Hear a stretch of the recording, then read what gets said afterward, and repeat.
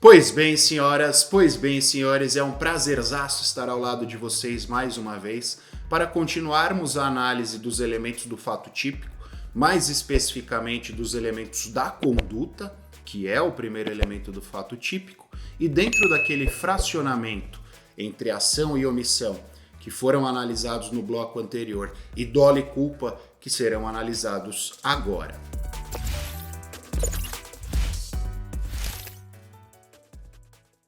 O dolo e a culpa, todos vocês bem sabem, estão representados no Código Penal, representados expressamente no Código Penal. E nós temos três informações importantes. Primeiro, as teorias inerentes ao dolo, e eu vou citar só duas teorias para vocês, que são as duas aplicáveis no nosso Código Penal. As espécies de dolo, que são muitas, mas eu vou citar só as mais importantes, e todas as características e circunstâncias inerentes à culpa. E no que diz respeito às teorias inerentes ao dolo, o Código Penal adota uma teoria que nós chamamos de teoria da vontade. E por que teoria da vontade, Acácio? Vejam, o dolo é composto por dois elementos principais, a consciência, que é o elemento intelectual, e a vontade, que é o elemento psíquico. E para que nós tenhamos o dolo, para que nós tenhamos todas as circunstâncias inerentes ao dolo, é necessário que nós observemos a presença destes dois elementos. Tem consciência, tem voluntariedade, como regra há o dolo. Mas, porém, contudo, entretanto, todavia, entre mentes, se nós parássemos aqui, nossa vida seria demasiadamente fácil. O Código Penal adota em relação ao dolo a teoria da vontade, acabou. Porém, há uma exceção no próprio Código Penal, que é a teoria do assentimento. Quando vocês olham lá para o Código Penal, no artigo onde ele faz menção ao dolo, ele fala o seguinte: crime doloso, quando a gente quis o resultado ou assumiu o risco de produzi-lo. Dividam esse inciso 1 em duas teorias. A primeira parte é a teoria da vontade, quando a gente quis o resultado. Mas a segunda parte, o agente assumiu o risco de produzi-lo. Essa segunda parte corresponde àquilo que nós chamamos de teoria do assentimento, também conhecida pelos incautos por aí como dolo eventual. E o dolo eventual é composto por três elementos. Quais são? Primeiro, ele assumiu o risco de produzir o resultado.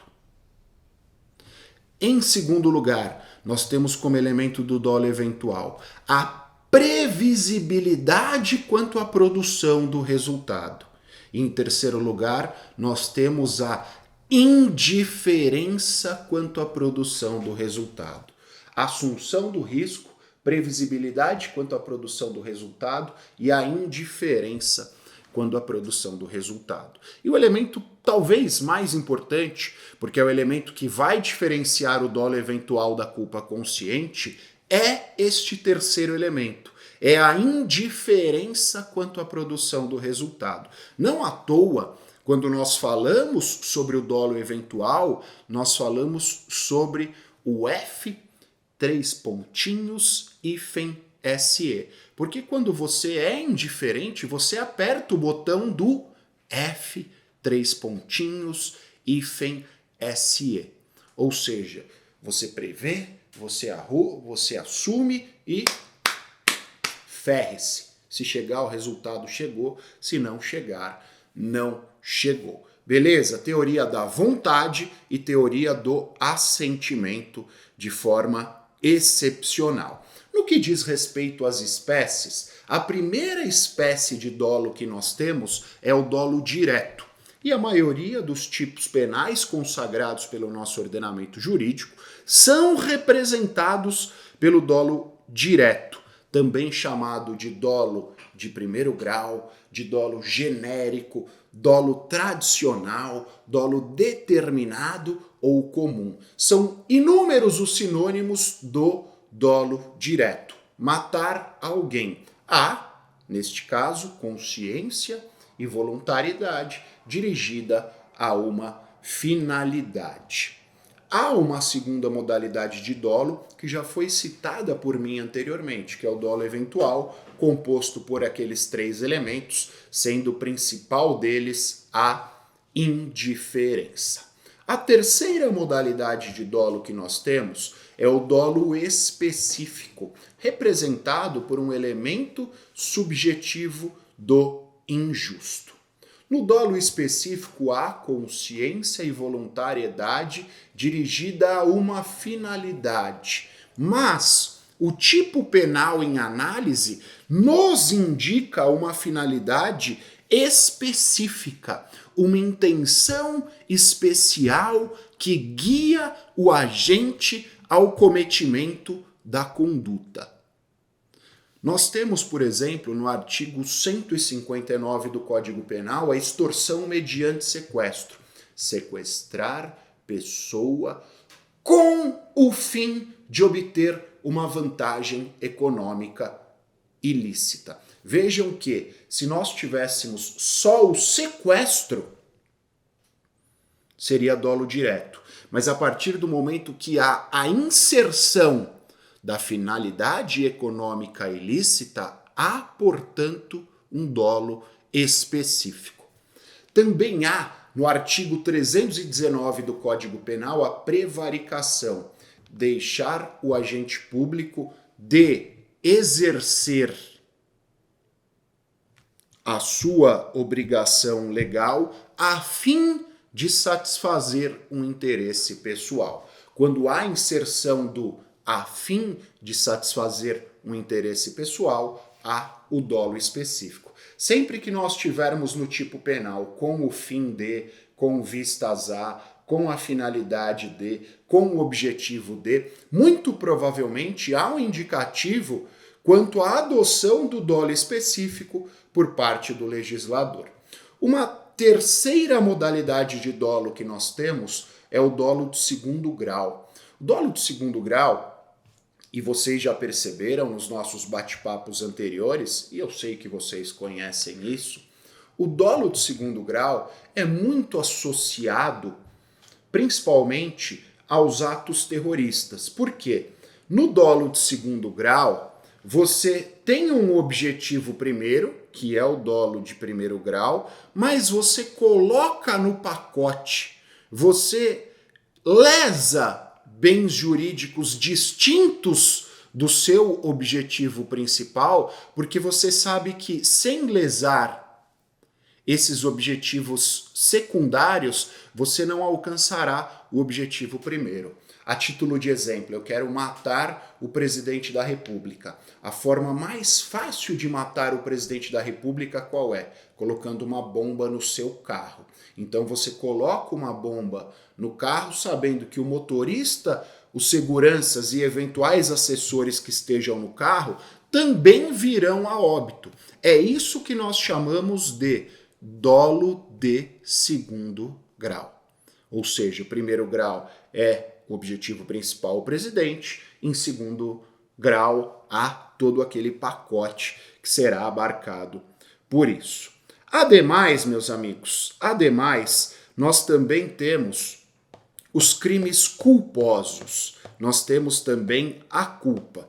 E eu já disse a vocês e repito, na culpa, nós temos a consciência, nós temos o elemento psíquico, mas não há a voluntariedade. Ou seja, ele sabe que aquilo é errado, mas ele, como regra, não tem a intenção de agir com vistas à obtenção daquele resultado. Contudo, por elementos alheios à sua vontade, e é importante nós ressaltarmos isso, por elementos alheios à sua vontade, aquele resultado acaba sendo alcançado. E nós temos 3 modalidades três espécies principais, aliás, de culpa. A culpa inconsciente, e essa é quase natural nós pensarmos sobre ela. E por que é natural nós pensarmos sobre ela? Porque se a gente tem vontade, mas não tem consciência, a culpa, como regra, é inconsciente. É a culpa comum, é a culpa materializada pelos tipos penais que normalmente fazem menção aos crimes culposos. Em segundo lugar, há a culpa consciente. E a culpa consciente é quase um antônimo daquele dolo eventual ao qual fiz menção neste bate-papo. E por que, Acácio? Pelo seguinte, a culpa consciente também é composta por três elementos: assumir o risco de produzir o resultado, previsibilidade quanto à produção do resultado. Contudo, na culpa consciente, o sujeito ativo crê que, em virtude das suas características pessoais, o resultado não será alcançado. Então ele está dirigindo a 120 por hora numa via de grande circulação aqui em São Paulo, cujo limite máximo é 60. Ele assume o risco de produzir o resultado, ele prevê a possibilidade de produzir o resultado, contudo, crê na sua capacidade pessoal que diante disso o resultado não acontecerá. Quando acontece, F, 3 pontinhos, eu.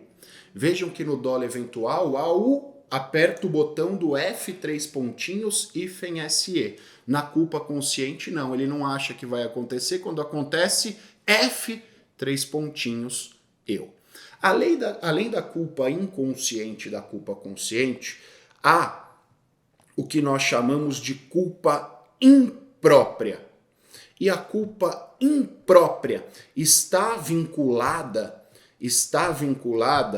a três circunstâncias que nós temos. O erro de tipo incriminador essencial, inexcusável, e eu já remeto vocês à aulinha de erro de tipo, as discriminantes putativas e o excesso nas causas justificantes. E por fim, para nós encerrarmos, há o préter-dolo. O préter-dolo, como vocês bem sabem, é composto por dolo mais culpa. Há dolo no antecedente e culpa no consequente. Préter-dolo, dolo no antecedente e culpa no consequente. Que é o caso, por exemplo, da lesão corporal com resultado morte. O dolo estava dirigido à perpetração da lesão corporal. Contudo, depois da perpetração da lesão corporal, por circunstâncias alheias à vontade do agente, o resultado morte é alcançado. Tranquilo, senhores? São estes, portanto, os elementos relacionados ao dolo e à culpa. Nos encontraremos nos próximos bloquinhos por aí. Valeu, abraços, tchau!